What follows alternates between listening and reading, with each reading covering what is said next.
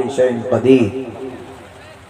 तो इन तीन बड़े गुनाह की वजह से अल्लाह तबारक व तआला कभी जलजला पैदा करता है याद करने के लिए हमें उस अल्लाह को जिसको हम भूल जाते हैं। लेकिन साइंस के एतबार से, मेडिकल रिसर्च के एतबार से जलजला क्यों होता है? अभी टर्की के अंदर हुआ 10,000, 8 से 10,000, अभी कुछ दिन पहले तक तो 5 से 6,000 लोगों की मरने की खबर थी और अभी की तारीख में 8 से 10,000 लोग लुक़्मा अजल हो गए।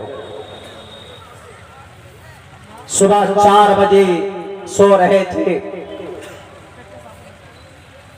चंद सेकंडों के लिए वो जलजला आता है और बड़ी बड़ी बिल्डिंग को तबाह बर्बाद करके चला जाता है। कोई बचा सकता? अमेरिका वाले बचा सकते? दुनिया के अंदर अपने आप को सुपर पावर कहने वाले एलन मस्क, आसमान चांद पर पहुंचकर घर बसाने वाला, बिल्डिंग कायम करने वाला, कहता है कि हम चांद पर दुनिया बसाएंगे, जमीन खरीदेंगे, वहां मोहल्ला तामीर करेंगे, है उसके पास टेक्नोलॉजी जमीन इस अर्थक्वेक से बचाने के लिए। चलो मानते हैं, गुनाह से नहीं होता। साइंसदानों का कहना है टेक्टोनिक प्लेट, दुनिया, ये जमीन, ये पूरी जमीन में 7 प्लेट है, टेक्टोनिक प्लेट।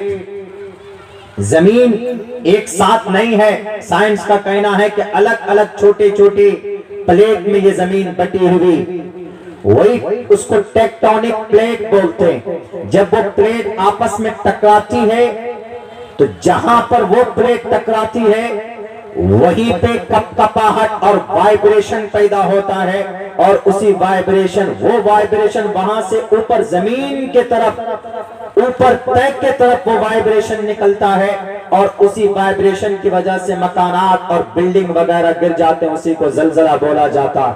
और जहां वो वाइब्रेशन पैदा होता है उस जगह जहां से पैदा होता है उसी को खास मंबा और मखरज कहा जाता है। एपिसेंटर उसको बोलते हैं, एपिसेंटर। टेक्टोनिक प्लेट मिलती है और मिलने की वजह से हरकत पैदा होती है और उससे दुनिया के अंदर जलजले पैदा होते हैं, उससे पहाड़ भी वजूद में आता है। ये साइंसदानों का कहना। नीचे, सबसे नीचे जमीन कितने तह पर बटी हुई है? साइंस का कहना है कि 4 तह पर। पहला परत जमीन का क्रिस्टल कहलाता है जो 35 किलोमीटर मोटा है, यानी 35 किलोमीटर। आप यहां से पूर्णिया इतनी दूर, ये पहला जो परत जिसमें हम लोग बसे हुए हैं। उसके नीचे का जो प्लेट परत है उसको मेंटल कहा जाता है, जो 35 से लेकर 2900 किलोमीटर मोटा है। इतनी दूरी, उसके अंदर आग ही आग है, लावा है, एकदम आग। उसके नीचे आउटर कोर, चौथा तीसरा प्लेट, उसके अंदर और ज्यादा शिद्दत की आग है, वहां लोहा पाया जाता है, लोहा। वअंज़लनल हदीद फीही बअसुन शदीद, लोहा वही पाया जाता। पहले परत में लोहा नहीं है जमीन के जिसमें हम बसे हैं। यहां से 35 किलोमीटर नीचे लोहा नहीं मिलेगा। 35 किलोमीटर के बाद वो मेंटल पाया जाता है जिसमें आग है, उसमें भी लोहा नहीं है। 2900 किलोमीटर दूर तक लोहा नहीं मिलेगा। 2900 किलोमीटर और नीचे जाएंगे आप, तब उसको आउटर कोर कहा जाता है। वहां पर लोहे को अल्लाह तबारक व तआला ने पैदा किया। ये साइंसदानों की ये तहकीक है। और चौथा परत 5000 किलोमीटर के बाद इनर कोर कहा जाता है, जो सबसे ज्यादा गर्मी और शिद्दत की गर्मी है। वहां पर भी लोहा पाया जाता। ये 4 परत में ये जमीन, 4 परत है इस जमीन के नीचे, वहां तक, कोर तक, लास्ट तक। आप कहेंगे कि और नीचे क्या है? कुछ नहीं है। आप अगर यहां सुराख करेंगे ना, यहां सुराख करेंगे किसी पाइप से, तो ये पाइप कहां निकलेगा? ये पाइप मैक्सिको में, सही बता रहे हैं, मैक्सिको में ये पाइप निकल जाएगा तो वहां पर आप यहां डाल रहे, वहां कैसे निकल रहा है? जमीन गोल है, गोल है, आप एक तरफ से अगर पाइप डालते हैं तो दूसरी तरफ वो पाइप निकल जाता है। एक साइंटिफिकली बात है। बैरकैफ जलजले की बात आई तो मैंने कुरान और साइंस का क्या कहना है वो मैंने बताया। साइंसदानों का कहना है कि ये टेक्टोनिक प्लेट के टकराव की वजह से अर्थक्वेक होता है, जलजला पैदा होता है। ये साइंसदानों का, वैज्ञानिक लोगों की एक रिसर्च, एक तहकीक है। लेकिन सच तो ये है कि वो टकराव और वो जुम्बिश और वो वाइब्रेशन यूं ही पैदा नहीं होता, अल्लाह तबारक व ताला ही पैदा करवाता है। अल्लाह तबारक व ताला के हुक्म से ही होता है। इसीलिए कुरान करीम के अंदर कहा गया कि अन्ना रब्बका औहा लहा, तुम्हारे रब का फरमान होता है। गुनाहों की वजह से, शराब पीने की वजह से अल्लाह तबारक व तआला दिखाता है दुनिया वालों, सबसे ज्यादा यही नेपाल, ये टेक्टोनिक प्लेट का एक हिस्सा भारत है, दूसरा हिस्सा चाइना। ये दोनों प्लेट जब मिलती है तो ये हिमालय पहाड़ और बढ़ता चला जाता है। और सबसे ज्यादा दुनिया के अंदर रिकॉर्ड किया गया है, जलजले कहीं पर आते हैं तो ये आपका नेपाल, ये आपका काठमांडू, ये कोई नहीं बचा सकता। जलजले की हरकत से, उसकी जुम्बिश से जब तबाही आती है तो सबके सब तबाह बर्बाद हो जाते। कोई माय का लाल नहीं बचा सकता। एक आदमी चाइना में पैदा हुआ, उसने कहा कि हम जलजला आने से पहले हम कोई ऐसा थर्मामीटर बनाएंगे कि जलजला आने से 1 घंटा पहले हमें पता चल जाएगा। उन्होंने सिस्मोमीटर बनाया। इसकी तारीख कब है? 1923 में या 1932 में। ये इस साइंटिस्ट का नाम ज़ियांग हिंग है, उन्होंने बनाया। लेकिन उसी चाइना में 1956 में जब जलजला आता है तो वो सिस्मोमीटर भी काम करना बंद कर देता है और 8 लाख लोग मौत के मुंह में चले जाते हैं। नहीं बचा पाया सिस्मोमीटर। रब के हुक्म के सामने कोई माय का लाल नहीं टिक सकता है। अल्लाह के फरमान के सामने में कोई सिस्मोमीटर नहीं काम आ सकता है। अल्लाह का जो ऑर्डर जब आता है तो अल्लाह तबारक व तआला कहता है, कहेगा कल कयामत में भी, लिमनिल मुल्कुल यौम, कौन है आज का सुपर पावर कौन? टेल मी, बताओ जरा मुझे। कोई नहीं बोलेगा। अल्लाह तबारक व तआला कहेगा लिल्लाहिल वाहिदिल क़हार, सिर्फ एक अल्लाह है जो क़हार है, जो जब्बार है, रहमान है, रहीम है, उसी की हुकूमत है। कोई नहीं अल्लाह तबारक व तआला के वबा से, अल्लाह के आर्डर से, अल्लाह तबारक व तआला के हुक्म को कोई नहीं टाल सकता, कोई नहीं रोक सकता अल्लाह के अलावा। फलम्मा अखज़तहुमुर रजफ़ा फ़अस्बहू फ़ी दारिहिम जासिमीन। वाक़यात मौजूद हैं। ये जलजले क्यों आते, कैसे आते? जलजले का वजूद, क़यामत का वजूद हमारे हिंदू भाइयों की किताब में बहुत पुराना और बहुत अच्छा मंत्र है। ओम पूर्णमिदः पूर्णमिदं पूर्णात् पूर्णमुदच्यते पूर्णस्य पूर्णमादाय पूर्णमेवावशिष्यते।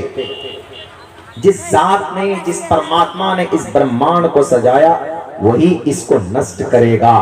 पता चला कि ब्रह्मांड को, जमीन को नष्ट करने की ताकत परमात्मा की है। हम उसी परमात्मा को खुदा बोलते हैं। हमारा भी अकीदा है फबिअय्यि आलाइ रब्बिकुमा तुकज़्ज़िबान कुल्लु मन अलैहा फ़ान व यबक़ा वज्हु रब्बिका ज़ुल जलालि वल इकराम। Everything will be destroyed in the world will be destroyed। दुनिया खत्म हो जाएगी। There is only one thing is remain, will be remain। एक चीज, एक जात बाकी, वो कौन? वो अल्लाह तबारक व तआला की जात बाकी रहेगी। मेरे भाइयों,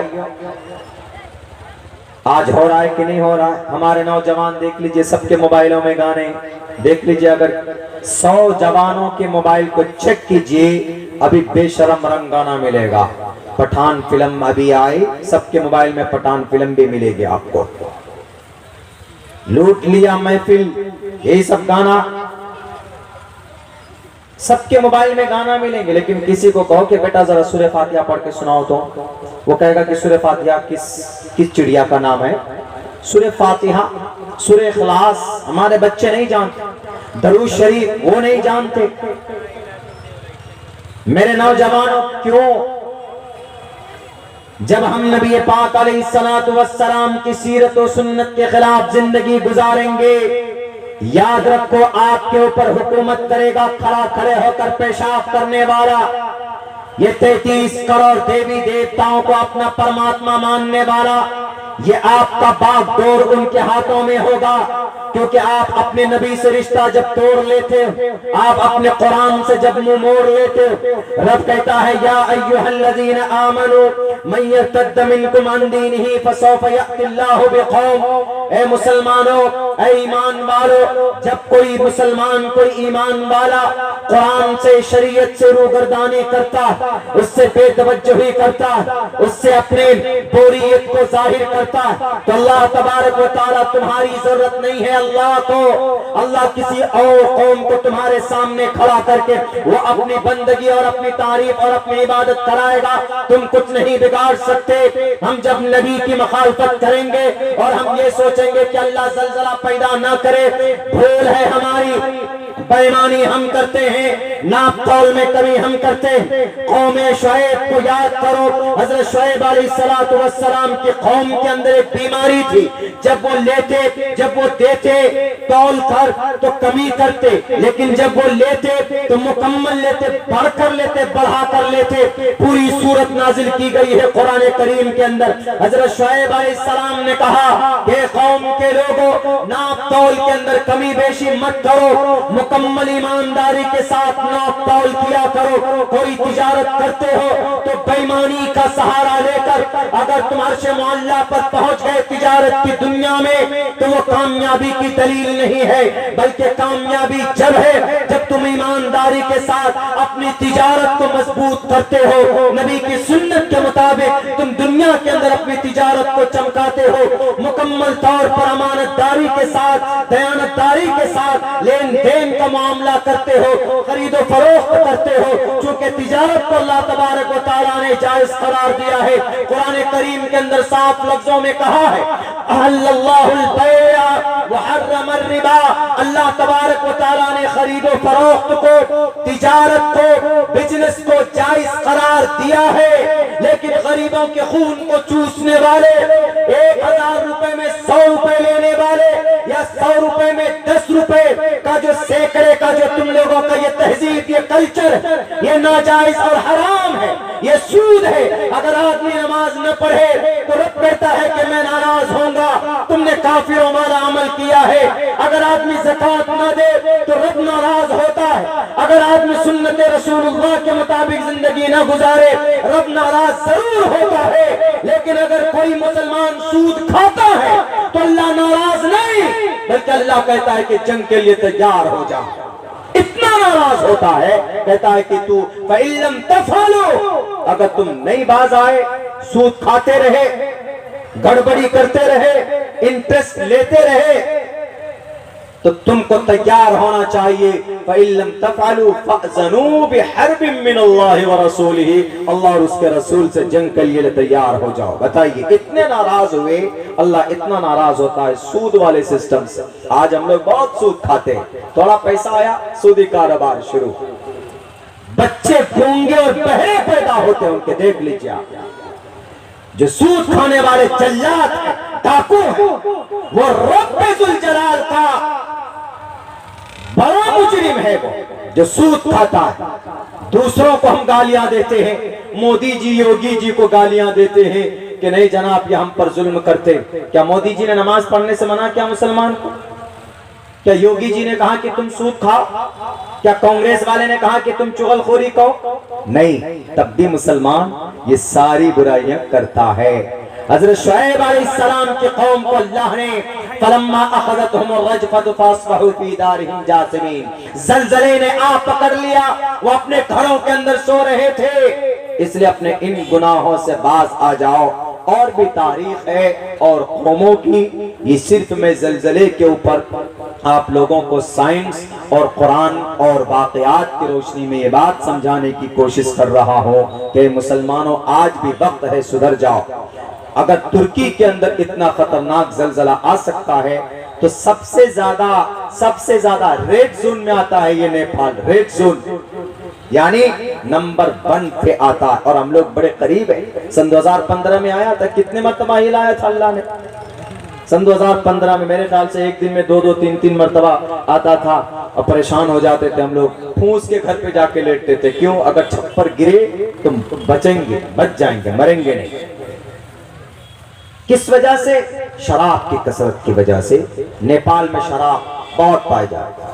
बार में जाइए, लड़कियां बराना होकर डांस करती, जाइए वहां पे, जिना का बाजार गरम है। स्कॉट सर्विस, यहीं पर बैठे बैठे लड़की बुक कीजिए, आपके रूम के अंदर, आपके होटलों के अंदर वहां प्रोवाइड कराया जाता है। कहां? नेपाल के अंदर। उनसे कहीं ज्यादा हमारे भारत में भी होने लगा। जहां जहां होगा, रब नाराज होगा तो रब दुनिया को जमीन का ऑर्डर देता है कि भाई तुम जरा दिखा दो इन लोगों को। इसीलिए मुसलमानों, हम मुसलमानों को ये बुरी चीजें, ये गुनाह है, जिना है, शराब है, खुसूसन नौजवान मोबाइलों में message, hello how are you, my name is फला, I want to touch you, I want to meet you, I want to look at you। मैं दोस्ती करना चाहता हूं आपसे, because you look like very, उल्टा पुल्टा सेंटेंस जोड़ देते। you look like very handsome, लड़की को हैंडसम बोल देते और लड़के को you look like very beautiful बोल देते, प्रेशर जमाने के लिए। अब बच्चे भी समझते हैं कि अरे भाई ये लड़का तो इंग्लिश जानता। अब बच्चे होती बोली वाली फौरन चपेट पे आ जाते। नाजायज संबंध, पहले चैटिंग, फिर डेटिंग, फिर कटिंग हो जाता है। पहले चैट करते हैं, चैट मीन्स बातचीत करते हैं, उसके बाद फिर डेट करते हैं, मतलब नाजायज संबंध होता। उसके बाद फिर क्या करते हैं? कटिंग। जब ख्वाहिशात पूरे हो जाते हैं ना, फिर एक दूसरे का मर्डर कर देते हैं। कटिंग का यही मतलब। इस्लाम में ये तीनों चीजें नाजायज और हराम।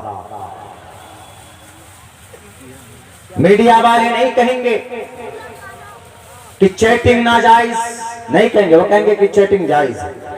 बल्कि ऐप बनाते हैं, आप लोग फेसबुक पे देखते हैं, हजारों ऐप आपको बताएंगे कि ये ऐप ट्राई करो, अपने शहर के आसपास की लड़कियों से बात करो, दोस्ती करो। वो लोग प्रमोट कर रहे हैं। इस्लाम कहता है कि नहीं, not allowed to talk with each other with a stranger person for boys and girls, not allowed, it is a prohibited। जायज नहीं है इस्लाम में चैटिंग करना। डेटिंग की तो दूर की बात, डेट का मतलब घूमने के लिए जाना, गैर महरम के साथ चले जाएंगे गेहूं के खेत में। समाज की बेटियों, आपके कानों तक मेरी आवाज पहुंचती हो, दुपट्टे में मोबाइल छुपाकर मां से जाकर वहां पर बात, हेलो मैं फला बोल रही हूं, बहुत तुम्हारी याद आती है, तुम क्या खाए, अंडा, उनके दिल में हो जाता है फंडा। यही से नाजायज रिश्ते का जन्म होता। क्या मिलता है आपको? अगर आपको रिश्ता करना है तो जायज तरीके से करो, इस्लाम मना नहीं करता। चौधरी की बेटी और एक अंसारी की बेटी, दोनों मोमिना रिश्ता कर सकते। अम्मा खदीजतुल कुबरा को मोहम्मद रसूलुल्लाह सल्लल्लाहु अलैहि वसल्लम की ईमानदारी पसंद आई, आपके ऑनेस्टी, तो उन्होंने फौरन रिश्ता भेजा। आप अलैहिस्सलाम ने अपने सरपरस्त ख्वाजा अबू तालिब से मशवरा करके निकाह किया कि नहीं किया?